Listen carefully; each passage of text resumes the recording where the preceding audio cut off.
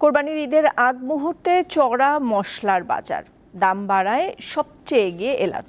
খুচরা পর্যায়ে বিক্রি হচ্ছে কেজি প্রতি সর্বোচ্চ 4,000 টাকায়।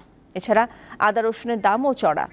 সালাদ হিসেবে ব্যবহৃত শসার দাম উঠেছে কেজিতে 120 টাকা পর্যন্ত।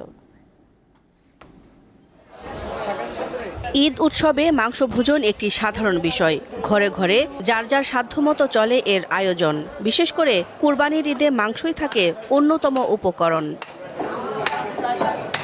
এই মাংস রান্নায় বেশি দরকার মশলার, কিন্তু দামে ক্রেতার স্বস্তি মিলছে কই। এলাচের দাম প্রকারভেদে 3,600 থেকে 4,000 টাকা, জিরা 700 থেকে 800 টাকায় বিক্রি হচ্ছে। জিরা ছিল 600 টাকা, এখন 700। যে এলাচি ছিল এক মাস আগে আপনি 3500, এলাচি এখন 4,000। যে এলাচি ছিল 2200, এলাচি 3500।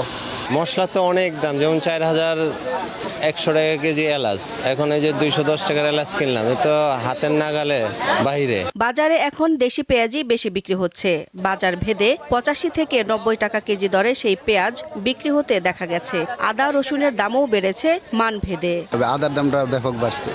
আদা আগে বিক্রি করতাম, চায়নাটা হচ্ছে আপনার 260 টাকা, এখন বর্তমানে 300 টাকা বিক্রি করতেছি।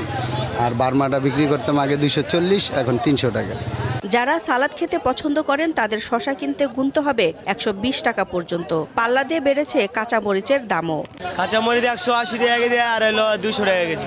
মানে আগের তুলনা প্রতি কেজিতে 20-30 টাকা বেড়ে গেছে। বর্তমানে শসা 100 টাকা করে বিক্রি হইতেছে।